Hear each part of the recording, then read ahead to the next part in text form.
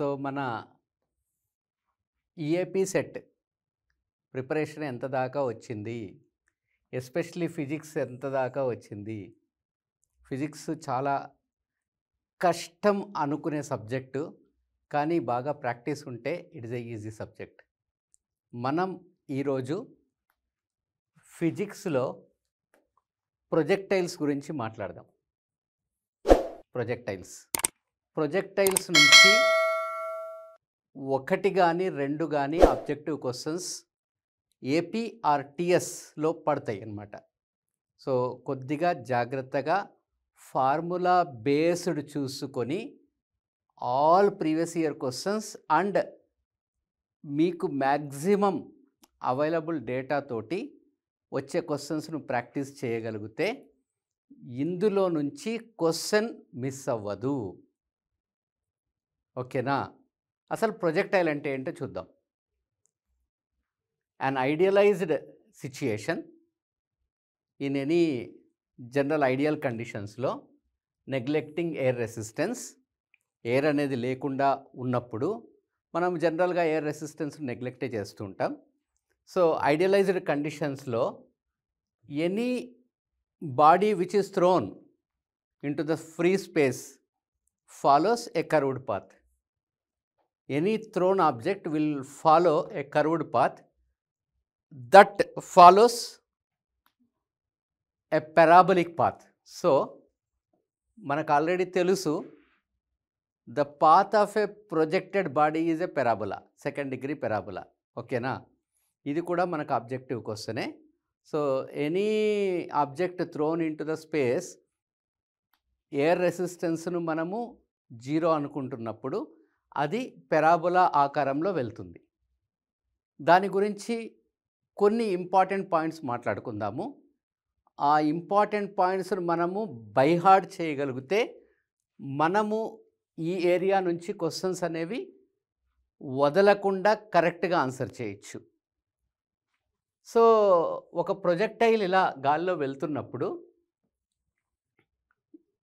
మనము ఆబ్జెక్ట్ని ఇలా ఒక ఇనిషియల్ వెలాసిటీ u తోటి ప్రొజెక్ట్ చేసినప్పుడు ఆ ప్రొజెక్టెడ్ యాంగిల్ థీటా అనుకుంటే ఈ initial velocity will have two components, ux and uy. ux is equal to cos theta component కదా, u cos theta, uy is equal to u sine theta. ఇది మనకు తెలుసు. ఈ path of the projectile is parabola అని ఇంతకుముందే చెప్పాం. ఈ horizontal కాంపోనెంట్ను చూసుకుంటే initial velocity and final velocity will be the same. Not only initial velocity and final velocity, మీరు ఎక్కడ ఏ పాయింట్లో చూసినా కూడా whether this is the point, this is the point, this is the point, any point in it's motion, the horizontal component will be the same. The horizontal component of velocity మారదు. So ఇక్కడ final velocity vx అనుకుంటే ux is equal to vx. అది ఎలా అవుతుంది, ఎప్పుడు అవుతుంది? If acceleration due to gravity in horizontal డైరెక్షన్లో 0 అనుకుంటే మనం ఏమనుకోవచ్చు, horizontal component of velocity constant అని చెప్పచ్చు. ఓకేనా? So acceleration due to gravity ఎప్పుడు వర్టికల్ డైరెక్షన్లోనే ఉంటుంది. ఇఫ్ ఒక ఫోర్స్ వర్టికల్ డైరెక్షన్లో ఉంటున్నప్పుడు హారిజాంటల్ కాంపోనెంట్ అనేది 0నే, కాబట్టి gx is 0 for any point on the projectile motion. Velocity same. ఇది u1 అనుకోండి, u2 అనుకోండి, u3 కాంపోనెంట్ అనుకోండి, everything will be u cos థీటానే ఉంటుంది. బట్ వర్టికల్ డైరెక్షన్లో మారుతూ వెళ్తుందన్నమాట. Coming to the vertical motion, the vertical component of projectile velocity is affected by gravity. Gravitational ఫోర్స్ను బట్టి వర్టికల్ కాంపోనెంట్ మనకు మారుతూ వెళ్తుంది. So in vertical direction, acceleration due to gravity in vertical direction మనము -g తీసుకుంటాం for body going up or body coming down, ఏదైనా కానీ మనం vertical component of acceleration is -g తీసుకుంటాం. Horizontal component of acceleration is 0 తీసుకుంటాం. మనకు data ఏది ఇవ్వకపోతే యాక్సలరేషన్ డ్యూ టు గ్రావిటీ మనము 10 మీటర్ పర్ సెకండ్ స్క్వేర్ తీసుకుంటాం. మామూలుగా 9.81 కానీ 9.81 తోటి క్యాలిక్యులేషన్ చేయడం బాగా కష్టం అనిపిస్తుంది కాబట్టి 10 తీసుకుంటాం. ఒక్కొక్కసారి ఏమవుతుందంటే 9.81 కానీ 9.8 తోటి ఈజీగా కట్ అయ్యే అవకాశాలు ఉంటాయి. అప్పుడు 9.8 తీసుకోండి. లేకపోతే acceleration due to gravity value mention చేసి ఉంటారు క్వశ్చన్లో. మెన్షన్ చేస్తే ఇచ్చిన వాల్యూ తీసుకోండి. ఓకేనా? మనము ఇంకా గుర్తుపెట్టుకోవాల్సింది ఏంటంటే this is the equation of projectile. మన పెరాబోలా ఈక్వేషన్ అనమాట. y is vertical distance, x అనేది horizontal distance. Both are related by angle of projection and acceleration due to gravity, initial velocity. u అనేది ఇనిషియల్ వెలాసిటీ. దీన్ని కూడా మనము రట్ by heart చేయాలి. y is x tan θ minus gx square by 2u square cos square θ. చాలామంది already by heart చేసి ఉంటారు. దీన్ని అప్పుడప్పుడు రివిజన్ చేసుకుంటూ ఉండాలి. ఎగ్జామ్ లోపట మనకు బాగా గుర్తుండేటట్టు మనము దీనిని చూసుకోవాలి. టైమ్ ఆఫ్ ట్రావెల్ అంటే మనకు మొత్తం స్టార్టింగ్ పాయింట్ నుంచి ఎండింగ్ పాయింట్ వరకు ఎంత టైం తీసుకుంటుంది, ఇటు నుంచి ఇటు వెళ్ళడానికి ఎంత టైం తీసుకుంటుంది అని అడిగితే that is 2u sin θ by g. That depends on acceleration due to gravity. ఇది కాన్స్టెంట్. సో మనకు డైరెక్ట్లీ ఇనిషియల్ వెలాసిటీ తోటి డిపెండ్ అవుతుంది. ఇనిషియల్ వెలాసిటీ u అనుకుందాం. So 2u sin θ by g అనేది గుర్తుపెట్టుకోండి. That is the time of flight అని కూడా అంటాం. టైమ్ ఆఫ్ ట్రావెల్ లేకపోతే టైమ్ ఆఫ్ ఫ్లైట్ అని ఉంటాం. రేంజ్ అంటే horizontal distance moved by the projectile. Initial point నుంచి ఫైనల్ పాయింట్కు హారిజాంటల్ డిస్టెన్స్ ఎంత కవర్ చేశాము అనేది u square sin 2θ by g. ఇది sin స్క్వేర్ θ కాదు, sin 2θ by g is horizontal range. ఇంకొకటి మనం గుర్తుపెట్టుకోవాల్సినది పాయింట్ ఏంటంటే మ్యాక్సిమం హైట్. ఈ ప్రొజెక్టైల్లో ఇక్కడ నుంచి ప్రొజెక్ట్ చేసాము, ఇక్కడికి వెళ్ళాము అంటే ఇక్కడ ఎంత హైట్ వరకు వెళ్ళింది అనేది మనకు కావాలి అంటే u square sin square θ by 2g. ఈ పాయింట్ను కూడా మనము గుర్తుపెట్టుకోవాలి. ఓకేనా? So these are the things we require to. ఈ పాయింట్స్ అన్నీ మనం గుర్తుపెట్టుకోవాలి. ఒకటేమో మ్యాక్సిమం హైట్ రీచ్డ్, ఇంకోటేమో రేంజ్, హారిజాంటల్ రేంజ్ గుర్తుపెట్టుకోవాలి, టైమ్ ఆఫ్ ఫ్లైట్ గుర్తుపెట్టుకోవాలి, ఈక్వేషన్ ఆఫ్ ట్రాజెక్టరీ గుర్తుపెట్టుకోవాలి. Equation of trajectory, time of flight, horizontal distance, maximum height గుర్తుపెట్టుకోగలిగితే చాలు. ఓకేనా? దీని నుంచి మనం చిన్న చిన్న క్వశ్చన్లు మనకు ఇంపార్టెంట్ ఫర్ ఎగ్జామ్ ఉన్న క్వశ్చన్లను చూద్దాం. ఈ క్వశ్చన్ చూడండి. At any instance t, the vertical distance y and the horizontal distance x of a projectile are given by రెండు ఈక్వేషన్లు ఇచ్చేశారు. The initial velocity of projectile కావాలి అంటున్నాడు, ఇన్ మీటర్ పర్ సెకండ్లో కావాలి అంటున్నాడు. సో ఇందులో మనము చేయవలసింది ఏంటంటే x is 40, x horizontal distance కదా. దీంతో మనము vx చూడొచ్చు, nothing but dx by dt. Differentiation of horizontal distance travelled with time is velocity. So దీన్ని మనము డిఫరెన్షియేట్ చేస్తే 4 అవుతుంది, 4 మీటర్ పర్ సెకండ్. అలానే y, 2y is equal to 60 minus gt square కదా. y ఎంత ఉంటుందో చూద్దాం. y కెన్ బి 6/2 అంటే 3t minus g/2 t square. ఓకేనా? వర్టికల్ డిస్టెన్స్ y కాబట్టి నాకు vy కావాలి, వర్టికల్ కాంపోనెంట్ ఆఫ్ స్పీడ్ కావాలి. Differentiate y with respect to time t. ఇప్పుడు ఏమవుతుందంటే 3 అవుతుంది మైనస్ g/2 ఇంటూ 2t అవుతుంది. 2 గెట్స్ క్యాన్సిల్డ్ కాబట్టి 3 మైనస్ g ఇంటూ t అవుతుంది. g ఈజ్ ఏది ఇవ్వకపోతే 10 తీసుకోండి. వాడు ఏమంటున్నాడు? ద ఇనిషియల్ వెలాసిటీ అడుగుతున్నాడు. సో vx తెలుసు, vy తెలుసు. ఇనిషియల్ వెలాసిటీ మీన్స్ టైం 0 ఉంటున్నప్పుడు స్పీడ్. Vx ఈజ్ 4, అందులో టైం లేదు కాబట్టి 4, ఇట్స్ ఎ కాన్స్టెంట్. Vyలో time t is equal to 0 చేద్దాం. So that is 3 metre per second. And what is the final velocity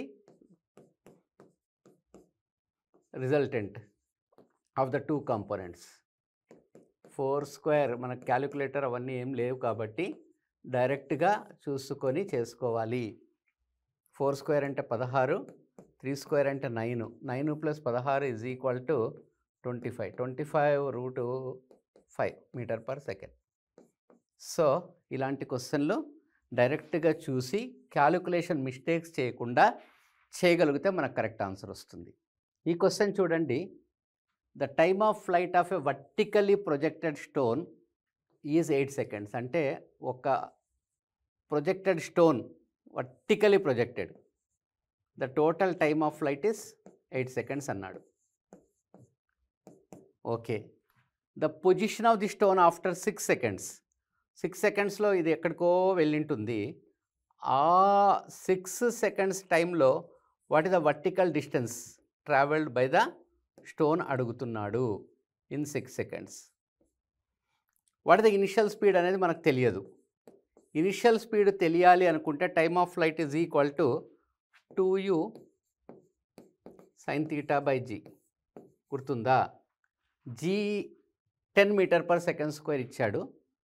so vertically projected stone theta is equal to 90 degrees. sin 90 is మనకు తెలుసు 1. g is 10 అంటే 8, g అనేది ఇటు తీసుకెళ్దాం. 10 is equal to 2 into u into sin 90 is 1. u ఎంత అవుతుంది? 40 metre per second అయిపోతుంది. The initial velocity అనేది మనకు తెలిసిపోయింది. ఇప్పుడు y కావాలి. y కావాలంటే వర్టికల్ డిస్టెన్స్ ఇన్ 6 సెకండ్స్. మనము ఈ ఈక్వేషన్ వాడచ్చు, linear motion equation. Half vertical డైరెక్షన్లో acceleration is -g(t²). So after 6 seconds vertical distance కావాలి కదా. ఇనిషియల్ స్పీడ్ 40 ఇచ్చాడు. 6 సెకండ్స్లో g is 10, 6 స్క్వేర్ 36, 240 మైనస్ 360/2 180. అంతేనా? So 60 meter. s is equal to 60 meter ఉందా లేదా చూడండి ఆప్షన్స్లో. ఎస్, ఆప్షన్స్లో మనకు కనిపించింది. మిస్టేక్ చేయకుండా ఆన్సర్ దొరకబట్టాలి. ఏమాత్రం క్యాలిక్యులేషన్స్ మిస్టేక్ అయినా కూడా ఆన్సర్ వస్తుంది, బట్ రాంగ్ ఆప్షన్ రావచ్చు. Be careful in simplification. ఈ క్వశ్చన్ చూడండి. A projectile is given an initial velocity of vector ఫామ్లో ఇచ్చాడు. Velocity is given as I plus 2j meter per second. The equation for its path is given by, in Cartesian coordinates, equation of projectile అడుగుతున్నాడు. g is 10 meter per second square ఇచ్చేసాడు అనమాట. ఓకేనా? So initial velocity is given by I plus 2j. I is x component, y is j component. So projectile ఇలా వెళ్తున్నప్పుడు x component is I, y component is 2j. Now what should be the speed? Initial speed modulus 1 square plus 2 square of the root. 1 plus 4 is 5, √5. So initial speed of the projectile is √5. Okay na? Now what is the angle? This initial angle I want to take. Actually tan theta is given by opposite by adjacent kada. Opposite is 2, adjacent is 1. Theta is, tan theta is 2/1. అంటే tan theta 2/1 అన్నప్పుడు 2, 1, this is tan theta. What should be the diagonal? 2 square plus 1 square under root 4 plus 1 5, ఇది √5 అవుతుంది. Cos కూడా దీని నుంచి చెప్దాం. Cos theta is also given by, cos అంటే adjacent by హైపాటినస్ కదా, 1/√5 అవుతుంది. ఓకేనా? వాడు ఏమడుగుతున్నాడు? ఈక్వేషన్ ఆఫ్ ద పెరాబోలా అడుగుతున్నాడు. మనకు ఈక్వేషన్ ఆఫ్ పెరాబోలా తెలుసు, ఇది y is equal to x tan theta minus gx square by 2u square cos square theta. y x tan theta ఎంత క్యాలిక్యులేట్ చేసాం? tan theta is 2, u is √5 కదా, minus g10 తీసుకుందాము, u square is √5 whole square. Cos square theta, cos theta is 1/√5, ఇది square అవుతుంది. So y can be 2x minus ఇది cancel, so 5x square. 2x minus 5x square is our y. చూద్దాం options ఏవైనా match అవుతున్నాయా లేదా చూద్దాం. 2x minus 5x square is our equation of parabola. Match అయిందా? ఇలాంటి క్వశ్చన్స్ కూడా వస్తూ ఉంటాయి, జాగ్రత్త. సింపుల్ థియరీ క్వశ్చన్స్ ఇలా కూడా వస్తూ ఉంటాయి. అప్పుడప్పుడు మనము సెకండ్స్లో, వితిన్ సెకండ్స్లో ఆన్సర్ చేయగలిగే క్వశ్చన్లు ఇవన్నమాట. ఇలాంటి క్వశ్చన్లో మనం టైం సేవ్ చేసుకోగలిగితే కొద్దిగా పెద్ద క్వశ్చన్లో మనం టైం ఎక్స్ట్రా స్పేర్ చేసి దానికి బోనస్ టైము అలాట్ చేసుకోగలం. ఈ క్వశ్చన్ చూడండి. The acceleration of a vertically projected body at highest reaching position is. Vertically projected body అట పైకే ప్రొజెక్ట్ చేసాం ఎగ్జాక్ట్లీ.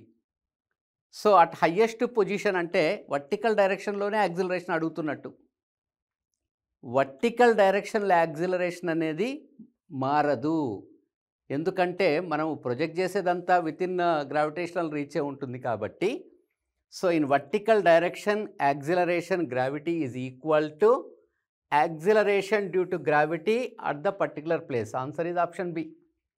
బట్ అదే హారిజాంటల్ డైరెక్షన్లో అయితే యాక్సిలరేషన్ 0 తీసుకుంటాం. క్వశ్చన్ కరెక్ట్గా చదవాలి. వర్టికల్లీ ప్రొజెక్టెడ్ బాడీ కాబట్టి అది మోషన్ మొత్తం వర్టికల్ డైరెక్షన్లోనే ఉంటుంది కాబట్టి వర్టికల్ యాక్సిలరేషన్ అడుగుతున్నట్టు. ఒకవేళ హారిజాంటల్ కాంపోనెంట్ ఆఫ్ యాక్సిలరేషన్ కూడా అడిగే అవకాశం ఉంది, అప్పుడు ఈ ఆప్షన్ వస్తుంది అనమాట. So presently answer is option B. Time saving question. ఓకేనా? సో జస్ట్ చిన్న ఎగ్జాంపుల్స్ మనం తీసుకున్నాము. ఇలాంటి క్వశ్చన్స్ను మీరు ప్రాక్టీస్ చేయగలిగి టైం సేవ్ చేసుకొని ఇలాంటి ఎక్స్ట్రా సేవ్ చేసుకున్న టైమును మనము క్రిటికల్ క్వశ్చన్స్ సాల్వ్ చేయడానికి వాడుకుంటే మన పక్కన వాడికన్నా మనము ముందుంటాం, మంచి ర్యాంకు కొట్టగలుగుతాం. So practice makes everybody perfect.